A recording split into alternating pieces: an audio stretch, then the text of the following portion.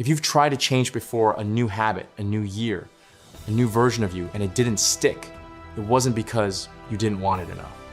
It's because somewhere inside you, a system spent years being built to keep you exactly the way you are.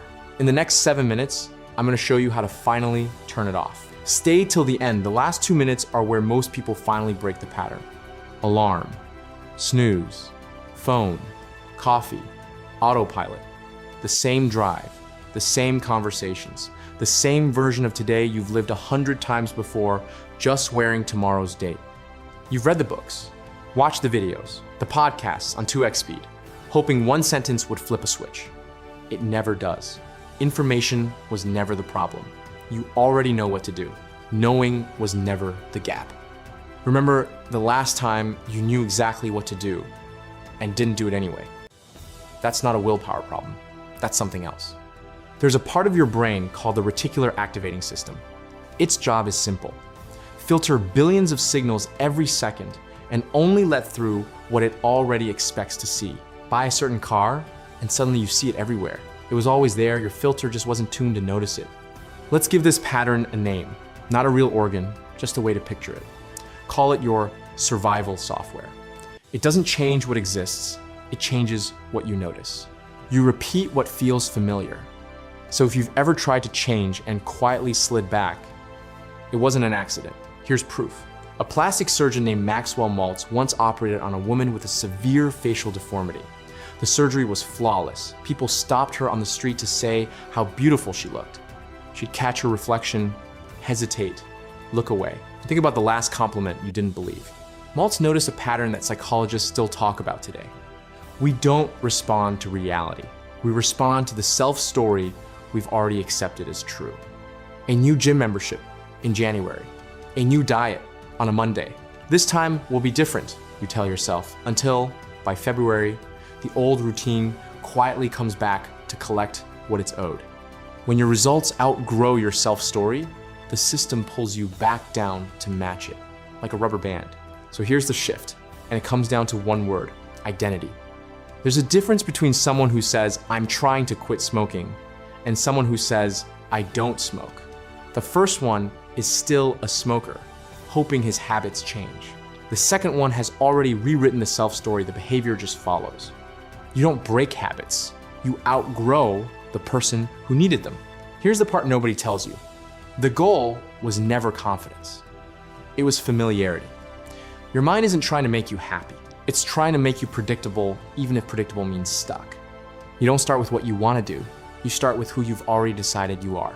Most of your daily behavior runs on autopilot, which means the person making most of your decisions today is someone you became years ago, before you ever had a say in it. You didn't choose that version, but you can replace it. So how do you actually rewrite it? Not with logic, not with a 5-year plan pinned to your wall. This part of you doesn't respond to arguments. It responds to safety and repetition. Here's exactly how to reach it. And I want you to actually do this tonight, not just watch. Before you sleep, lie down and relax on purpose. Picture your body filling with air. Open a valve at your feet. Let your legs go limp. Then your stomach, your chest, your shoulders, your arms, until you're lying there like dead weight. And here's why this matters. You can't outthink a system that's still braced for a threat. You have to tell it physically that it's safe first.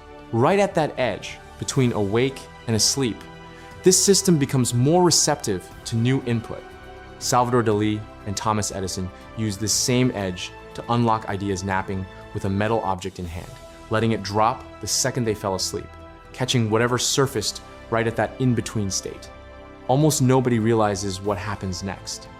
Your mind starts rehearsing whatever you feed it there, the same way an athlete rehearses a shot before taking it.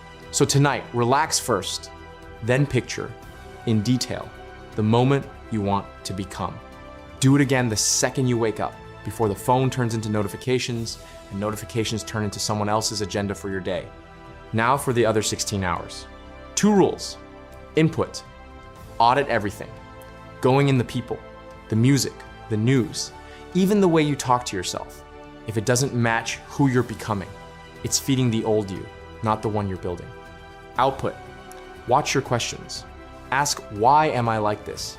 And your mind will dig up every reason you're broken. Ask instead, what would the person I'm becoming do right now? Ask it in traffic. Ask it before you open your phone. Choose the question, and if you don't do this, nothing dramatic happens. That's the trap. No crisis, no warning sign, nobody loses 10 years all at once. They lose one ordinary Tuesday, then repeat it 3,000 times. That's the scary part. Comfort is often just repetition, wearing a different name. Picture this: waking up tomorrow, cold floor under your feet, reaching for your phone out of habit, stopping, walking to the window instead, fresh air, sunlight on your face, no urgency, no guilt, no rush, just calm, the kind you haven't felt on a random Tuesday in years, and realizing, quietly, you're acting like someone you've never been before. Tomorrow morning, your brain will vote again. This time, make sure it doesn't get the final say. Do the practice tonight. Do it again the second you wake up. Try it and come back tomorrow. No pressure, no hype, just tell me what you noticed. Every night, you feed one version of yourself. Tonight, choose which one eats. The old version of you doesn't disappear. It starves.